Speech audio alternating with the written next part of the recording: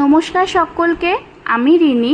আমার একটা নতুন দিনের নতুন ভিডিওতে আপনাদের সকলকে অনেক অনেক ওয়েলকাম।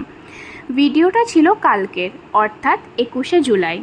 সৌমেন আর আমি হঠাৎ করে ডিসাইড করলাম চলো কাছে পিঠে কোথাও একটা ঘুরে আসা যাক। সেই হিসেবেই মাকে বললাম যে তুমিও রেডি হয়ে নাও, চলো আজকে তোমাকে নিয়ে যাব দুর্গাপুর শিবশক্তি ধামে। যারা দুর্গাপুরে থাকো বা দুর্গাপুরে আশেপাশে থাকো, আশা করি এই জায়গাটার সঙ্গে সবাই পরিচিত। যেহেতু সাডেন প্ল্যান আর রেডি হতে হতে অনেকটা সময় লেগে গেছে, তাই যখন মন্দিরে ঢুকেছি প্রায় মন্দির বন্ধ হওয়ার জোগাড়। এসেই দর্শন করে নিলাম ভোলে বাবার। কালকে কিন্তু বেশ ভিড় ছিল। কালকে শ্রাবণের প্রথম সোমবার, সবাই পুজো দিতে এসছিল।